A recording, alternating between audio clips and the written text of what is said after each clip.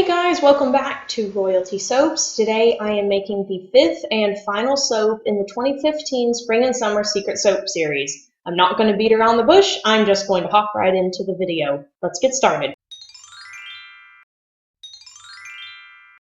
Righto, so the first thing we're doing here is, well, putting gloves on, first of all. And then I'm going to be mixing up the lye water solution with the oils. I haven't put any of the colorants into any of the bowls yet. This is just because I'm going to be doing quite a few color mixing, so I'm going to put that in once the soap has actually been mixed up, and then we'll put the fragrance in there. So let me mix this up and mix the lye water into it first. Right, so I've mixed this up. I'm going to put my stick blender to the side here. And then I'm going to split this batch, not evenly. There's going to be more of one color than the other, but into these two things here. So I thought everything was going to fit into that bucket, but it's apparently not. So this is the blue, this is the green.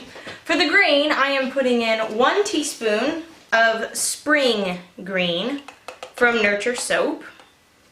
There's 1 teaspoon of that.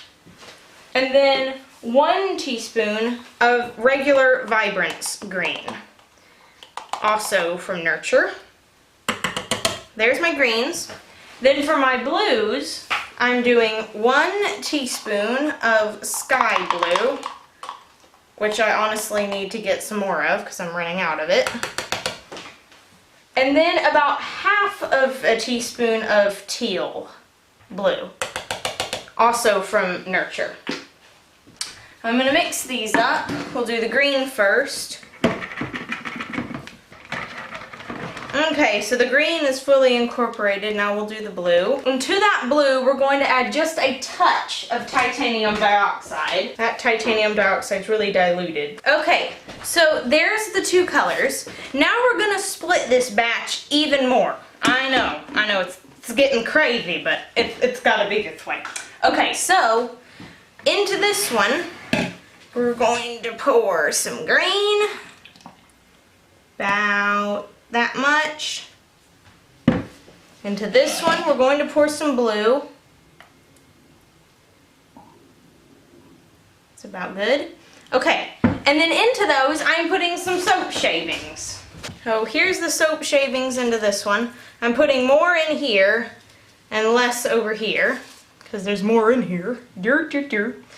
And then I'm going to mix it up. Those are all green soap shavings, by the way, different shades of green. Okay, so now you have all the colors, all the soap shavings. Now I'm going to put my fragrance oils in, and then we will start pouring. And I can't show you the fragrance oil, so I'm going to have to turn off the camera real quick. We'll be right back when I start to pour this into the mold.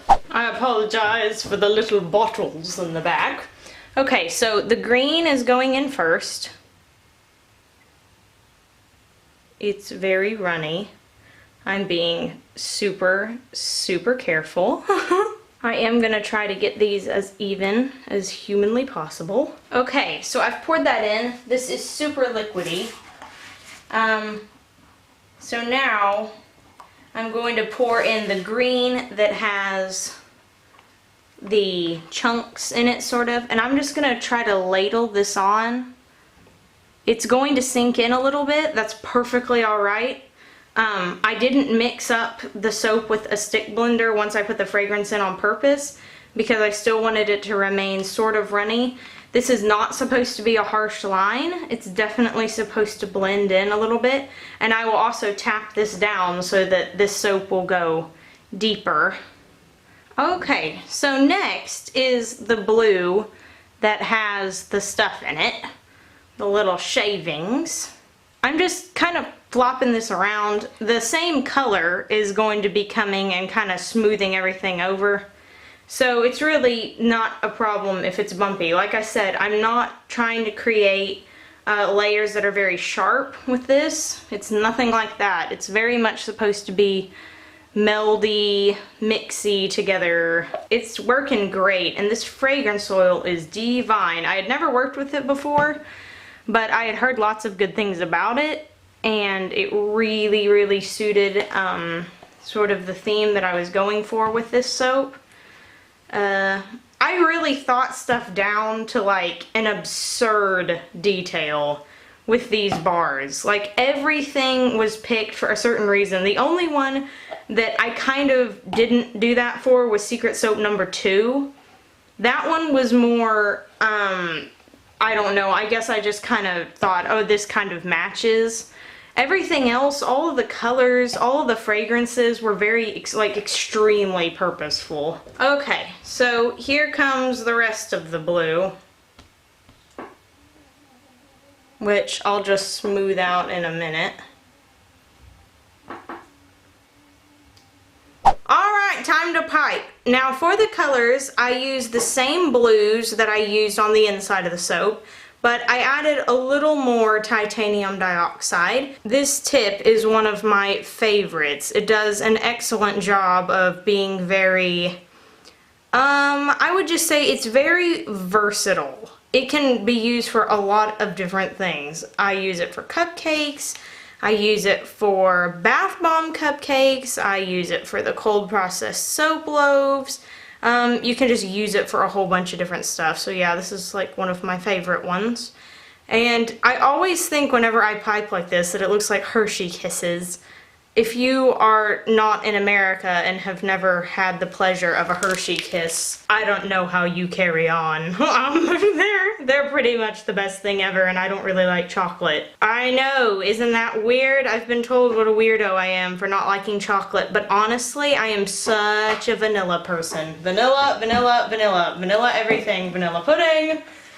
Even like white hot chocolate, I would rather have that over regular hot chocolate. I don't know what to tell you.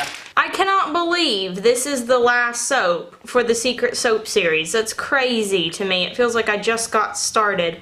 But it has been so much fun, and like I said before, I did save the best for last. This is the one that I was just really excited about. Kind of started the whole feeling, I guess you would say, for what the series was going to be about.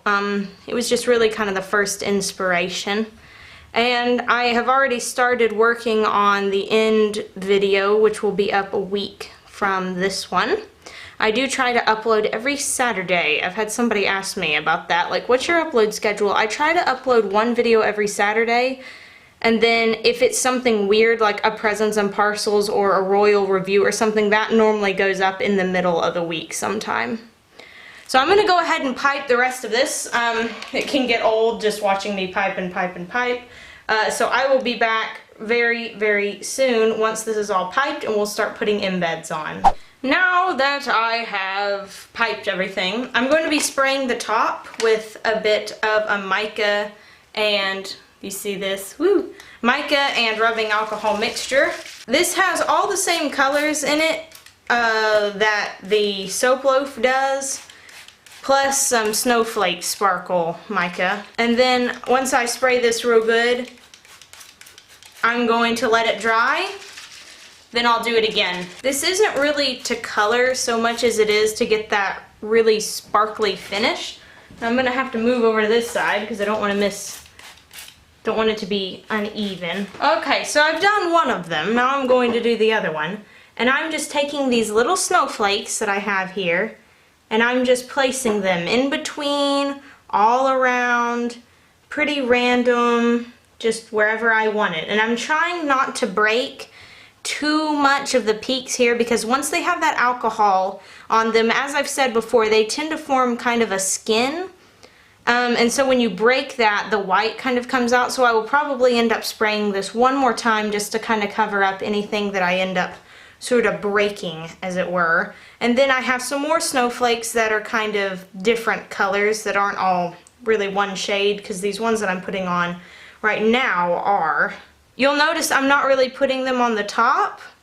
Some of them are going a little bit to the top side, but not really on the top. That's because I have a different embed that's going up there. So now I'm going to put on some of the ones that are sort of a different shade of blue. I love these snowflakes. They are one of my favorite embeds to incorporate onto things. Okay, so all of those are in now, so I'm going to spray it one more time with my spray here. just to kind of cover up any of the cracks that I might have made and to make the imprint of the snowflake stand out. And yes, whenever you do this to your soap, it does make a mess. And for the final embed, I will be putting a lion head on.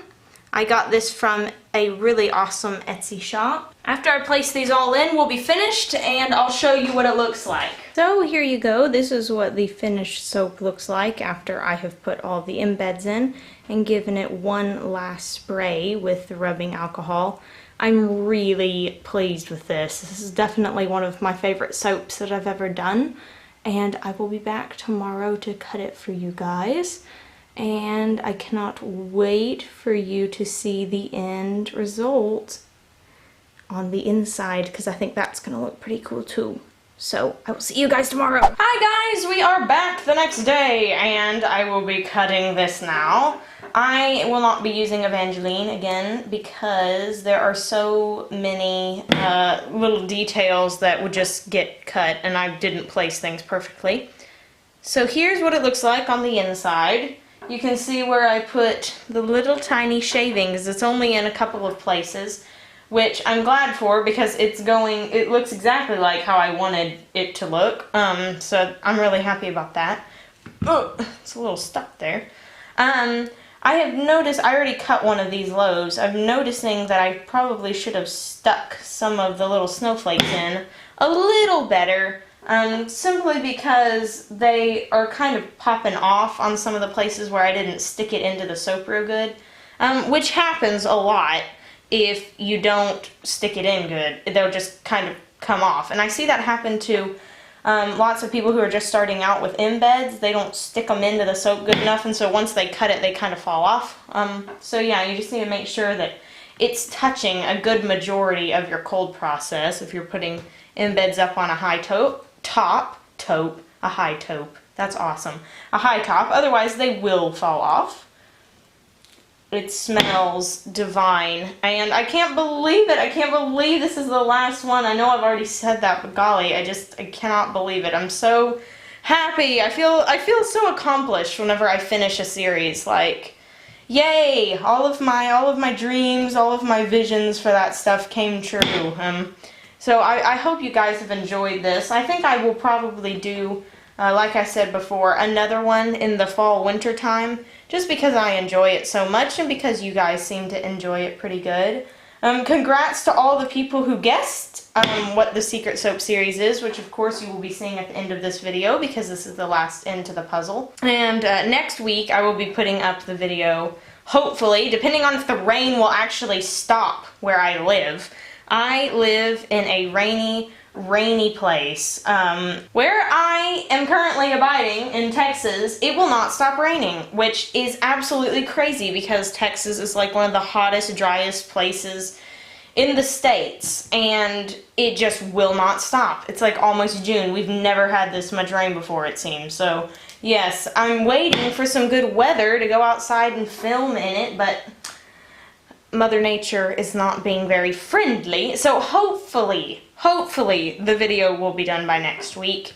If not, don't worry, I still will be doing it. I'm just waiting for the good lighting and for some scenic backdrops to appear.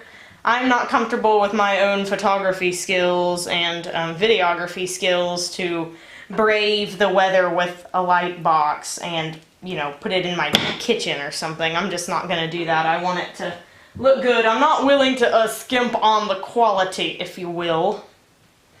So let me go ahead and just cut the rest of this, and then we'll finish up. So thanks very much for watching, guys. If you enjoyed this video and the 2015 Spring and Summer Secret Soap series, please give me a big thumbs up.